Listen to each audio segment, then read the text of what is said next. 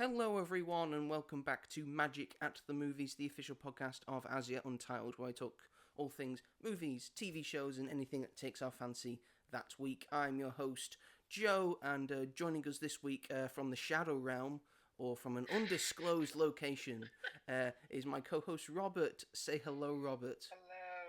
Hello. Yeah, this is a first for us. Well, technically it's like a third, because we've tried to do this like twice now. This is as good as you're gonna get this week, ladies and gentlemen. So imagine what the bad must have sounded like. Yes, Robert has been caught up at uni, but he is taking time out of his very busy schedule to be on the podcast today. He's not been able to get to the studio, but this is the best that we can do. We're making the best of a bad situation right now. I'm in a studio. He is in a studio. He's not in the studio, which is important. So I'm here. He is here. He's here in spirit and sort of in voice. Not the beautiful voice that you're used to hearing, but still a voice loud enough to be on the podcast. Still a voice. So today, welcome back to Magic at the Movies, everybody.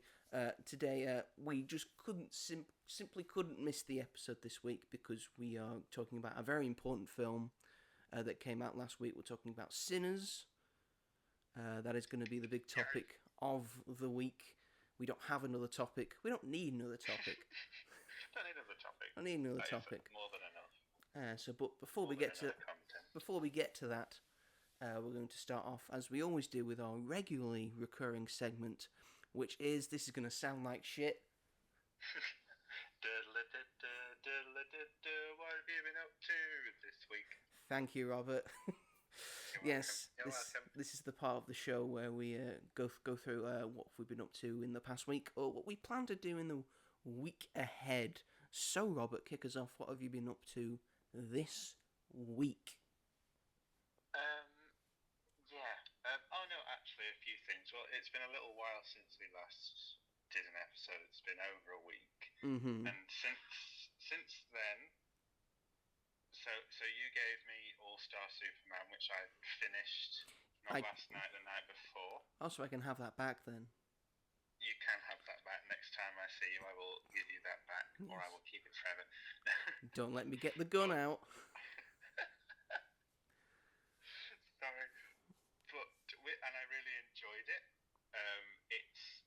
I understood what you meant when I finished reading it, when you said that if you were going to recommend a starting place for comics in general, then Batman would have been the best starter, and I think I sort of agree with that, because while I really enjoyed it, it was a lot. Yes. A lot happens in it, and it's very, so many characters, and it's quite, abstract, if you get what I sort of mean. It's so much different and so much more complex and complicated than, the previous Marvel stuff that I'd read. Mm-hmm. And I really enjoyed, there was some stuff I really loved about it, like Lex Luthor's involvement. My favourite issue was when Clark went to interview him in prison. That was my favourite story, because I found that so interesting and fun. And the stuff with Jonathan Kent was really cool, and I liked the ending, and basically how the whole story is him counting down his final days and trying to make humanity as well as it can be before he leaves. That was really good. But there were a few storylines that I wasn't as big a fan of, like when Lois Lane takes the 24-hour serum and does nothing. And that issue is spent with two other guys basically just talking about how they deserve Lois Lane more than Clark does, and just hitting on her the whole time. I thought that was so disappointing, because when the last issue ended on that cliffhanger, I was like, yeah, we're going to see Lois Lane get to do Superman things, and she doesn't, and it was a shame. I was really looking forward to that. Well, she goes to the moon. She goes to the moon, which was really cool, but you think you're going to see her fight things and help, but violence isn't the answer, Robert. I know it's not, but when you someone's superpowers, you expect to see them use them. Like, you don't see her use the laser eyes, you don't see her use the freeze breath or whatever, or the super strength. It's just, the whole thing is just sort of two guys sitting on her the whole time. I thought that was really disappointing. But anyway, and then I'm not a big fan of the Bizarro stuff, just because I find it really difficult to read. And I get that everything's like means the opposite of what they're saying, but I was like, I can't process this. But I liked the stuff with Zibaro. I thought that was really interesting. And Lilo and that other Kryptonian man, I thought that was interesting. It was a very interesting read and very entertaining, and it made me understand characters like Jimmy Olsen more, who is going to play a bigger part in James Gunn's Superman. And it was fun to see where the inspiration sort of come from. So I really appreciate you giving that to me, because I think it has given me a greater understanding of Superman and what James Gunn's sort of trying to do with the character. But yeah, and now I'm reading a Fantastic Four omnibus, the Night of Doom omnibus. I've started.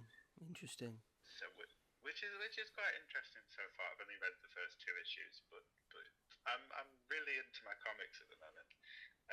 So I read that, so thank you very much to you for that. You're welcome. And I watched all of season 1 of The Last of Us to prepare for season 2, which I have caught up with, but we'll talk about that when it's finished.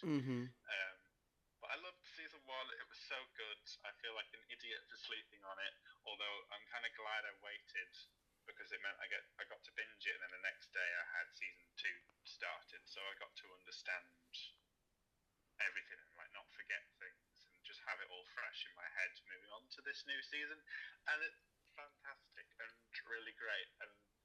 But I wish I'd sort of been there at the time when everyone loved it, because now it seems that everyone fucking hates it, and it's really frustrating. But it always happens to me whenever I like get on board with a franchise. It starts to go downhill, like in terms of people like Doctor Who. Like, I started watching that with Jodie Whittaker's era, and that's when everyone started to hate it. That's a bad era to come into. It is a bad era to come into, to be fair. But I really loved The Last of Us. I feel so sorry for Bella Ramsey, who just keeps constantly getting bullied on social media all the time, even though she's fantastic. She's great in it, yeah. Sorry. Yeah. Just because they're a bit different to how Ellie is in the game. Like, it's a show, it's its own interpretation. Well, yeah, the show is a bit different to what the game is, so exactly. Why can't the characters be a bit different to what the game is? So yeah. I don't really see the argument. I think Bella Ramsey's really good. I think I think all the actors are good. I think you base it off, the talent of the performers, and I think Bella Ramsey's got that. Yeah. Great. Yeah, exactly. Like you said, like her performance is great. Like, no matter how much it differs from Ellie in the game, I think that what they provide is an incredible performance, especially with what we've seen. I don't know if you're caught up with it, but yesterday's episode, oh my god! But we'll I haven't seen yesterday's episode. I still need to watch that. Zip. But oh my gosh! I went on social media after I'd finished watching it, and I really wish I had. Yeah. I've played the game, so I know what's gonna happen. Yeah. But yeah, Last of Us is fantastic. And before we get on to our main film, I saw 2 other films that day. I did a triple bill. Oh dear. Drop. So, Drop, which is Christopher Landon's latest film, who did Freaky and Happy Death Day, which I really enjoyed. I had quite low expectations for, but I thought it was really quite good for a thriller. Of course, there are some silly bits in it, but that's just what you sort of expect from these things. But I thought it was better than M. Night Shyamalan's Trap, which had a similar sort of feel. I thought it was less dumb than that, because the whole point of that was that it was supposed to be dumb, and the characters in it were supposed to be dumb, but they weren't. It was a lot more serious, and I liked that. I liked the main character, who's the actress's name I'm forgetting. Apologies, but she was very, very good, and I just really enjoyed it. And then I went to see Warfare straight after, minutes after that had finished. And I know that you've seen that too. I haven't actually. You haven't? I was going to, and then like some Easter Sunday shit came up, and I wasn't able to. I will watch it eventually. I will get round to it. But at this point in time, as of recording, I have not seen Warfare. But I do want to see it. Fair enough. Yeah, fair. And I think you should if you get the chance, because I thought it was incredible.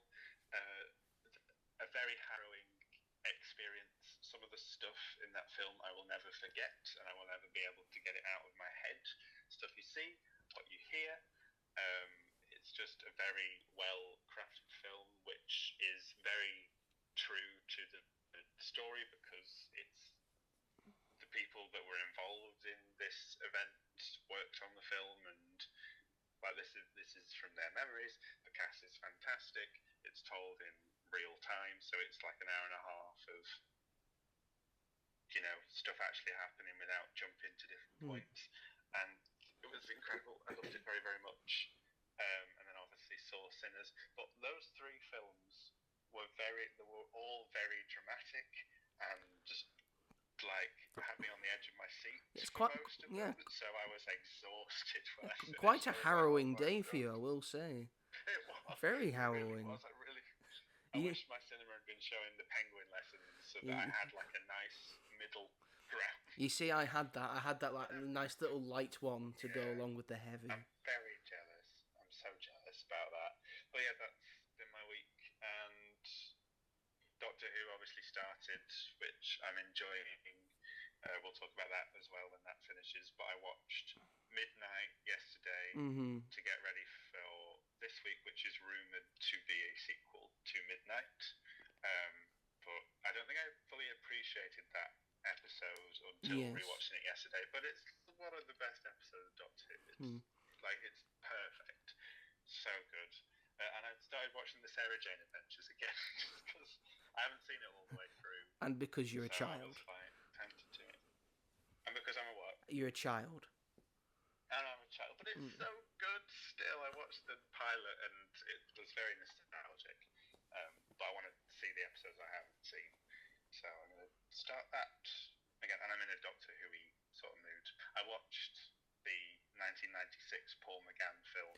I saw in your letterbox you've been watching that. What did you think? I actually quite liked it. I had rock bottom expectations because it was the film that killed. Film that killed. And I felt sort of bad because I didn't think it was terrible. It wasn't like the best, but I quite liked the companion. I was surprised that the Master was in it, even though it's quite a different version of the Master. I thought Paul McGann was excellent. I don't mind it being set in America because, I don't think it doesn't make sense that he would go to it. Like, the TARDIS lands in America, that's fair enough. I don't know why that's not something that you'd expect. It's a time and space machine. It can, land anywhere. It doesn't just have to land in London. Exactly. So it makes sense that it landed there. And I enjoyed it. It wasn't brilliant, but I enjoyed it for what it was. It's a low-budget 90s TV movie. I know that it was, for them, it was like, this is going to start something new and big, and then it just killed it dead on its feet. But, I feel sorry for Paul McGann, because I think he could have had quite a good series ahead of him, and we never saw that, so... Well, there are the rumours he may be getting a series with the new Disney Plus deal. So he may be getting a... I'd quite like that. I'd like to see that, yeah. Yeah, because I think there's a strong chance that we might not see the show again for a while. Quite possibly. We've got the spin-off, the unit underwater Sea Devil spin-off. It's been filmed. I don't know when that's coming out. That's been filmed, has it? It has, yes. I think they've finished filming that because that was like a while ago when that got announced. But but at least we've got that to look forward to, and hopefully we do get other things. But who knows? Because it's not doing very well in its viewership. But whatever, I'm still enjoying it. But it's a staple of Britishness. You must keep it around. It is. If we have to keep putting up with EastEnders, everyone else has to keep putting up with Doctor Who. Exactly. I couldn't have said it better And I mean, sure, EastEnders probably costs a fraction to make that Doctor Who does, but you know, you got Disney backing you up now, so I don't see the problem. Yeah, and it's only 8 episodes this season, you know, Yeah, compared to what it used to be, which is 13. Yeah, so you know, it'll be sad, but you know, we'll see. Maybe things will turn around, but who knows? But yeah, that's just the sort of mood that I've been into. It's been comic books, The Last of Us, and Doctor Who, basically. Mm-hmm. A lot of fun. Pretty good. So tell me about you. After I spent about 30 minutes yapping, like I usually do. Well, yeah, you broke the record last episode. I think your What Are We Up To went up for about 45 minutes. I can't even remember what I did. Exactly. So it couldn't have been that interesting. But it obviously was. I know we talked about comic books. Talked about comic books for a while. Yeah, which is fair enough. But whatever. Anyway, I'll shut up. Tell us what you've been. Well, I have been up to. I finished watching Daredevil: Born Again, of course, because that wrapped up. An excellent season. An excellent season with just excellent character work, and Charlie Cox and Vincent D'Onofrio just bring their all to Matt Murdock and Wilson Fisk. I think the entire season was run out of the dichotomy and the opposition of those characters, and you can see it in the imagery, in the cinematography, in the costuming, in the makeup. It was just all brilliantly done. Excellent side characters. I think they messed up one of the central villains, which is Muse. I feel like they could have given him more to do. They might in season 2, but who knows? It sets up season 2 beautifully. It sets up the Punisher special presentation that they're gonna do next year beautifully, because Punisher gets some play in this season, which is nice to see. It's nice to see John Bernthal back, and because he just plays it so beautifully as the Punisher, and the whole thing with him and the cops and all that, which I'm not going to give too much away, but it's based on a reality thing of police officers and SWAT and the army taking on the Punisher logo, despite not really knowing what the logo stands for or what the Punisher stands for. But yes, just an overall very excellent show, very excellent season. I know it's at the moment it's not reached the heights of the original series, because I still enjoy those 3 seasons more, but I did really enjoy this season, and I actually can't wait for next year when we get season 2, because I think it's going to be balls to the wall amazing in terms of what happens in it. Which, no spoilers, I'm not saying nothing. I'm going to wait until you finish all 3 seasons of Daredevil, and then you have to watch Daredevil Born Again Season 1, which is technically Daredevil Season 4. I'm so bad for it. Why have I started watching Sarah Jane Adventures again? You've got another show to watch that you've watched 6 episodes of and you know is good, because you've watched those 6 episodes. And I know I can do it easily because I watched The Last of Us in 3 days. Yeah, and they're all an hour long. Yeah, basically. So what's your excuse?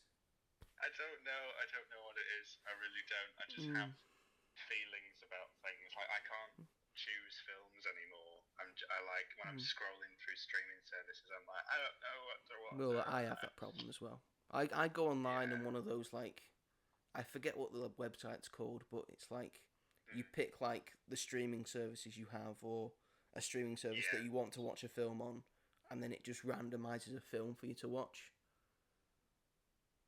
That's really good. So I normally use that.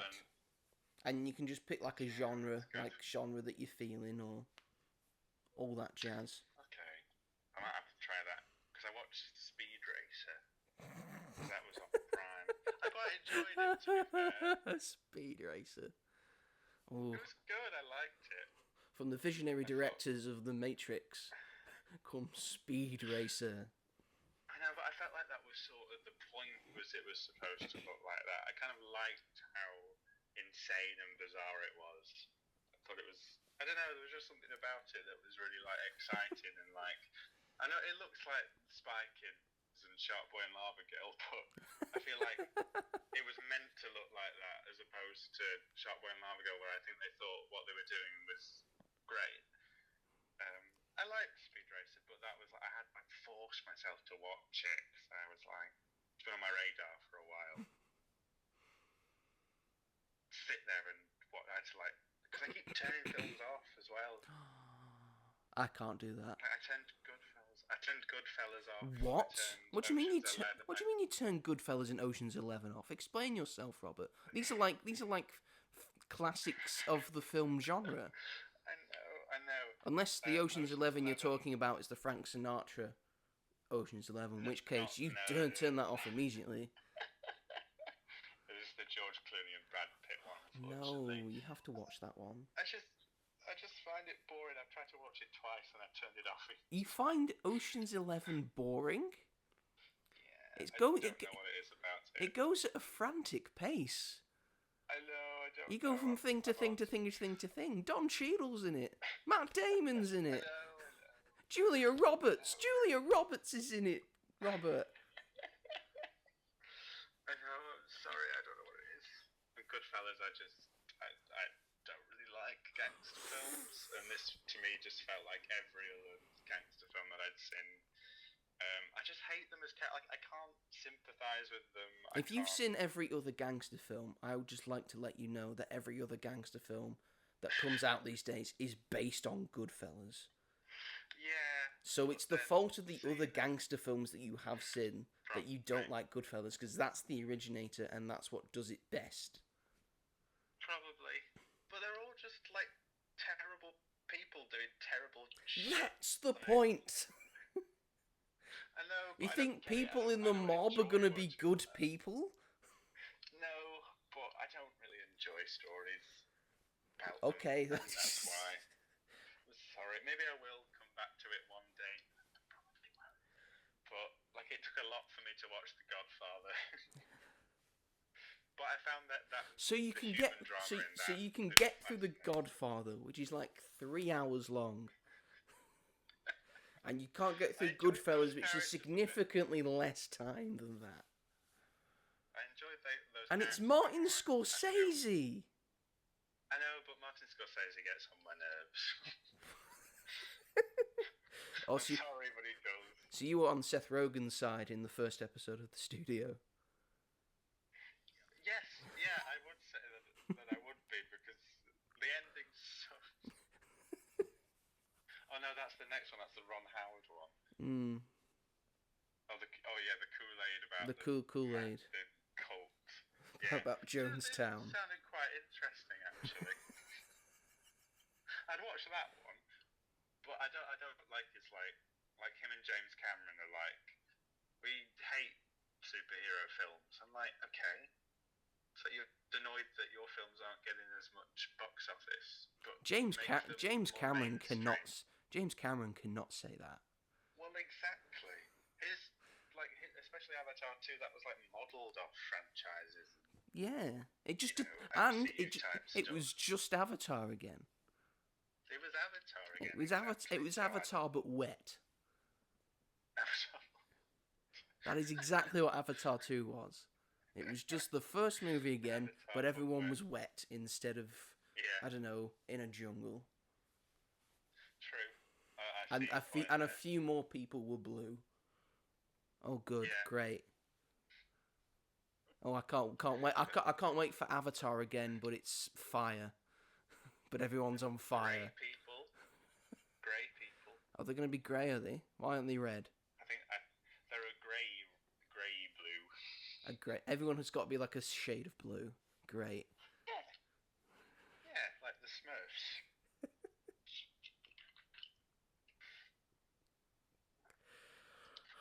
I mean, if it's the same thing again, like, oh no, they're taking over oh no, we've lost the water thing now, like we did, the forest thing now, so now we've got to leave. All the family get on, we're going to leave. And then another family member dies, and then a family member dies at the end.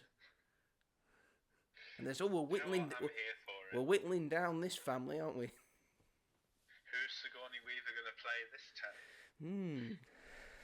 Herself? Again. Hi, it's actress Sigourney Weaver here. How did we get onto this? I don't know. We were talking about Goodfellas. Because I turned it off. Because I have trouble watching stuff. You turned it off because Martin Scorsese and James Cameron don't like superhero movies, and we said that's bullshit for James Cameron to say because he's done Avatar, and then we talked about how Avatar is shit.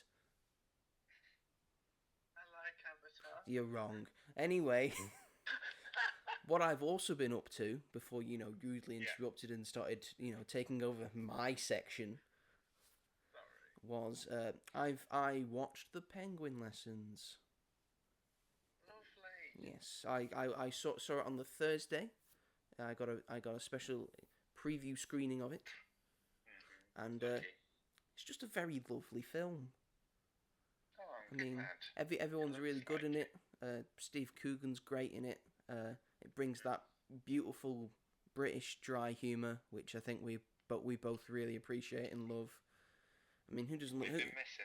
Who doesn't love a bit of British humour set in a school in the middle of Argentina? Really. Yeah, well.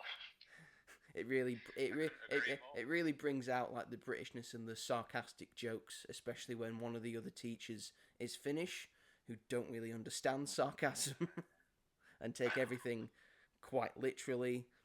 The use of the penguin's very good. Some of it may be CGI, but some of it is probably an actual really well-trained penguin, which I think it was. It's got a lot of heartfelt moments, got a lot of emotional moments, got a lot of important things to say about dictatorship and togetherness and all that, and some very good humour and very good performances. So I would highly recommend people go and see the Penguin Lessons if you just want a very lovely film to watch, because it's a very lovely film.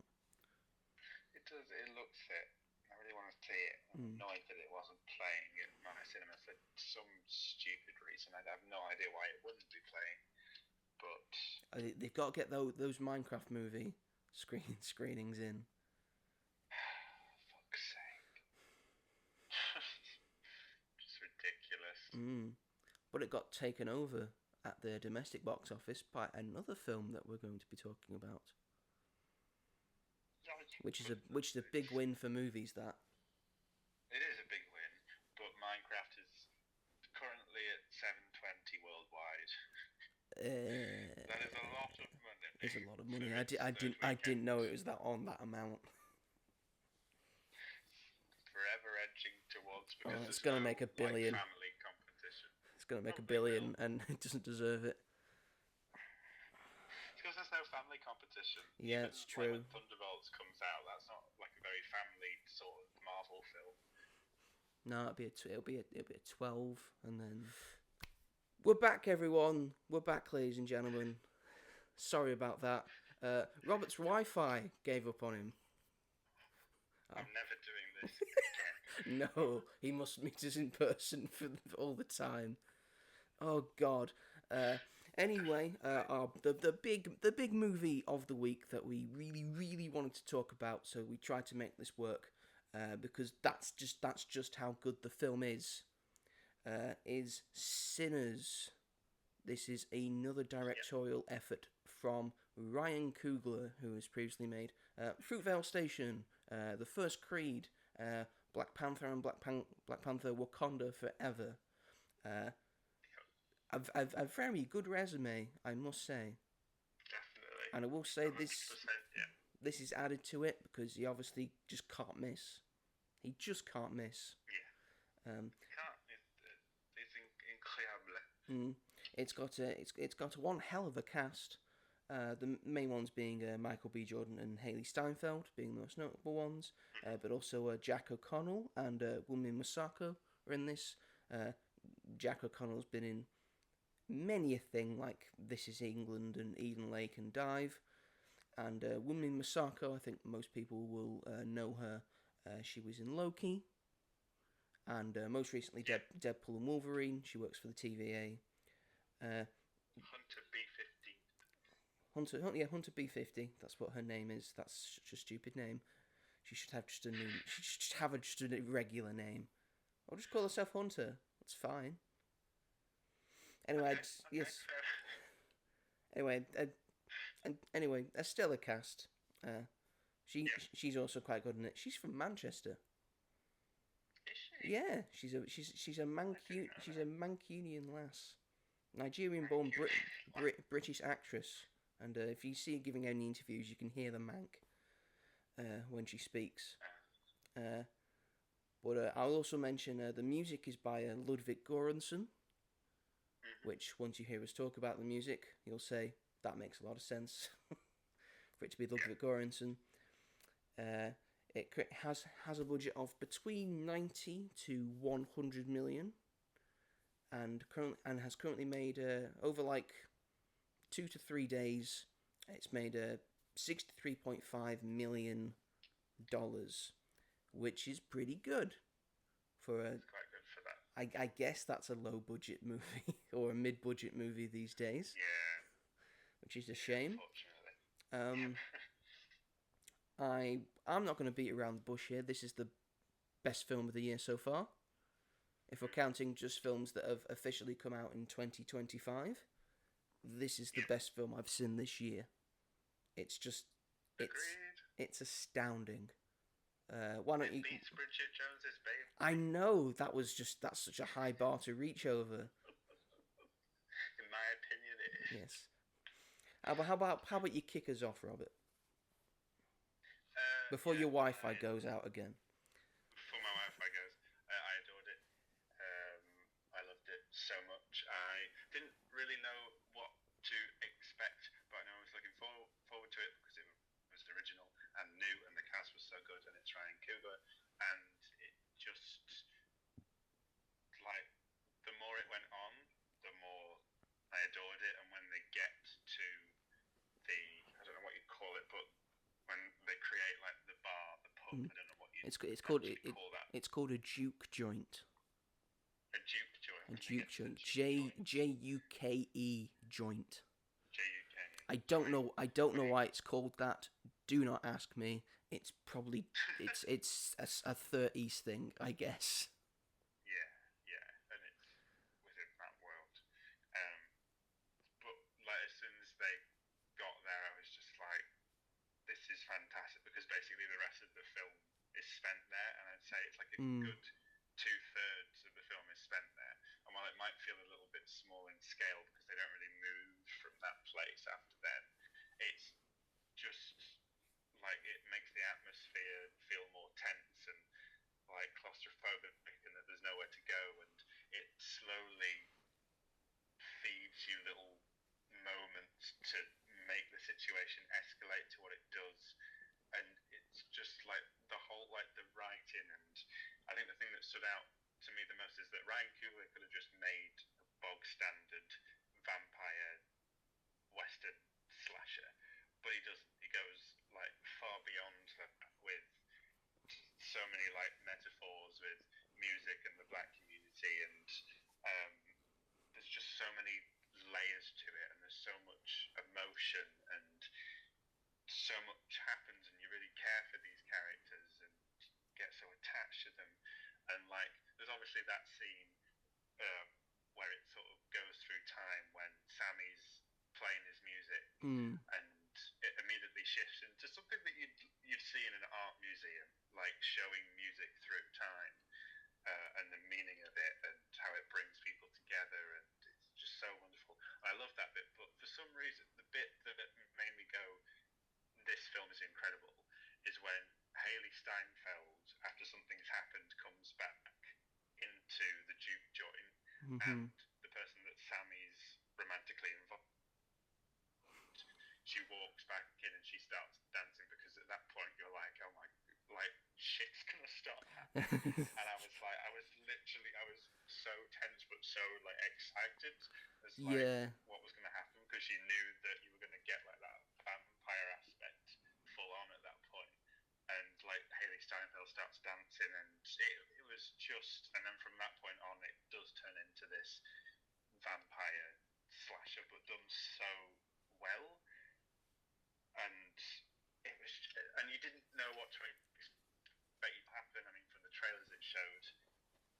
saw some of who would get turned, like Haley Steinfeld, it was revealed would be a vampire, but like, and then people just start dying and turning into it, and they're dropping like flies. Oh my god, they're dropping like flies, literally, and I can't even. I really want to see it again because it's just. It might sound weird, but it really felt like an out of body experience at times, where it was like this is incredible. Like what he's made here is incredible. Like I can't get over it. Like it could have just been generic, and it just so wasn't, and it just made me feel all the emotions, and it was just one of the, in my opinion, just like one of the best films I've seen from like the horror genre. People are saying that it's not a horror. I'd really have, especially in the second half. It's definitely a horror. Yeah, I don't get where people are coming from. Like, one of the actors said that I wouldn't call it a horror, and I'm like, maybe it's not in the traditional sense, but I think like the violence in it and stuff very much makes it a horror film. Like, if we're saying all the monster movies from like the 30s and the 40s and the 50s that Universal made are horror films, then how is this not a horror film?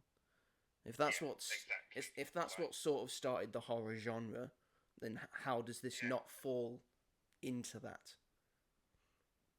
I don't understand where people are coming from. I mean, it's not I mean, it's definitely not the scariest vampire movie I've seen this year. No, exactly. But I really don't understand where that's come from. That like people are saying it's not a horror film, but I'm like, how is it not a horror? Like, I don't know. Anyway, I hope that it also doesn't become a franchise because it very much could, and I like what else could they do with it? You know, like it very much plants that seed, but why can't we just let it be what it is? Yeah, I can't see that needing anything else. Because it doesn't need to. It's full circle. Yeah, it's told its story. It's done. Yeah, exactly. So it's a one and done. How would you tell others? Yeah, and I don't think it would be as with the first end credit scene, which goes on for quite a while. But like, I don't understand where they could go with that because those characters aren't what we start out with in this film, and they're so different to what they were when we saw them at the start. And I don't think it'd have the same impact. And yeah, but they always try and make franchises into anything that's successful. But I'm just like, I don't like. Where else can you go with that? Like, it very much tells a full story. Oh my god, does it tell a full story? So I don't know. I hope to dear God that Warner Brothers makes a right decision this time and just keeps this in cinemas. Just keep it in there for as long as you can, and I promise you will make your money back. Because this has... Don't make a TV show either. Because this has such tremendous word of mouth. Because pretty much anyone I have talked to that has seen this film has said, this is an incredible film. So that gets spread out, and then everyone wants to come and see this, and they should come and see this because it is genuinely one of the best films that I've seen in a while, in a good long time. Definitely. It was weird because I saw it with two people, and one of them, I was like, "Oh, did you like it?" And they were like, "No, I was expecting it to be a bit better," and that blew my mind. I was like, "What do you mean?" Each to their own, obviously. But I was like, for me, this is what filmmaking's about. Like telling a story and like showing it through incredible visuals and cinematography and lighting and sound and merging all that together to create an incredible story and an incredible moment and someone's vision being seen through on the big screen. And this film is all of that. It's probably Ryan Coogler's best film. It's probably for me. It's like It's very close between that and Creed, because I love Creed. I think it's incredible. But I absolutely adored this. I thought it's got quite a slow start. I'd agree with that.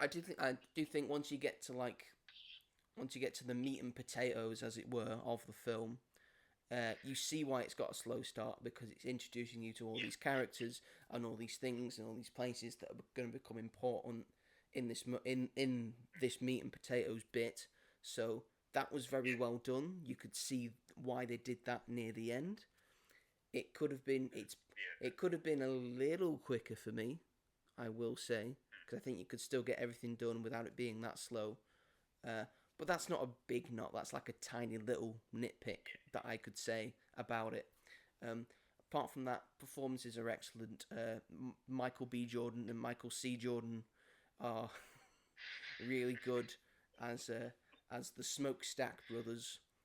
One's called Smoke, the other's called Stack. Smokestack. Smoke's got a blue hat, and Stack's got a red hat, so you know they're different. Yep. That's how you know. Haley Steinfeld's excellent in this. Just so good, and and the new kid. This was his first film, whose name I've forgotten. I thought was also really good. It's got Omar Miller and Delroy Lindo in it as well, and they're just veterans of black cinema. So it was really nice to see them as well. They're also very good. Just a lot of great characters to just see and interact with, and it was really good. There's so much great cinematography, like in the scene that you mentioned, where he's playing the music and everything's converging together. All this great piece of music from past, present, and future. It's all working together, especially when a DJ turns up and then there's just a couple girls twerking in the 30s. It's great, and then and then the place comes on fire, imaginary, and it's just a big place full of fire. It's great. That's just such a great shot. The use of sound in this film I thought was exceptional. Of just hearing little things in the background. They think, oh, did I mishear that? And that's just all the way through the film.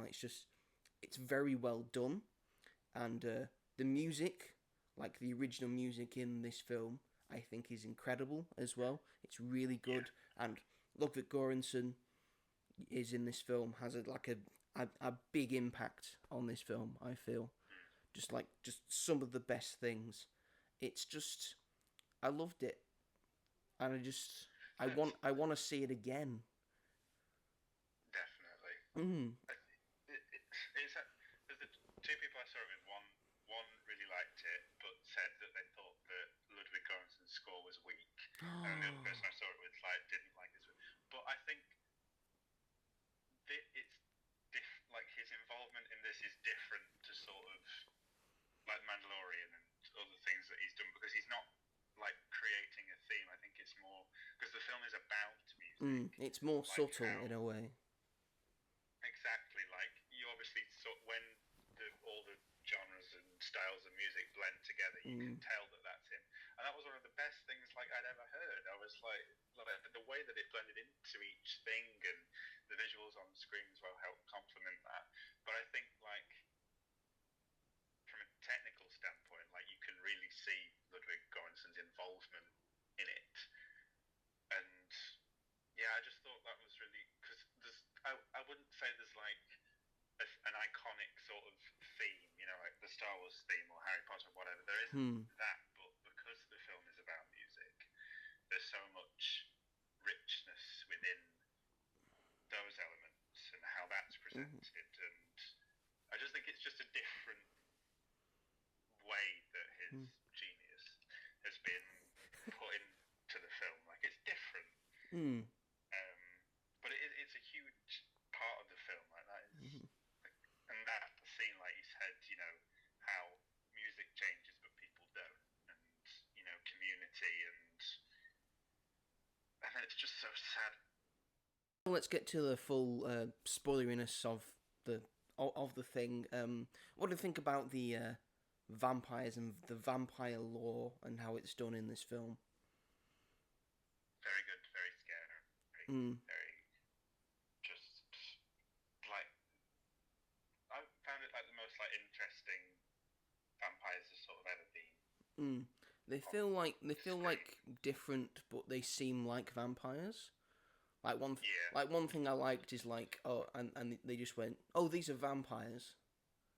They just like they didn't call them like something else, some like other for like this universe. They just went, yeah, these are vampires. Yeah. These are vampires. I have read about these. This is what you need. You need a wooden stake. You need some garlic. So just eat this garlic. Just have some garlic on you. I don't know why they ate the garlic. They could have just like worn like a and made some like bracelets with garlic on it. I think that was dumb. They have to be invited in. That's always a nice thing that I like about vampire lore. They hate the sun. They're gonna burn.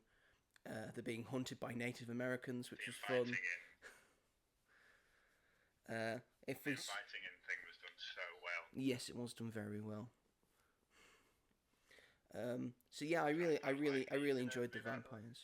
Yeah, I really enjoyed Jack O'Connell as a vampire.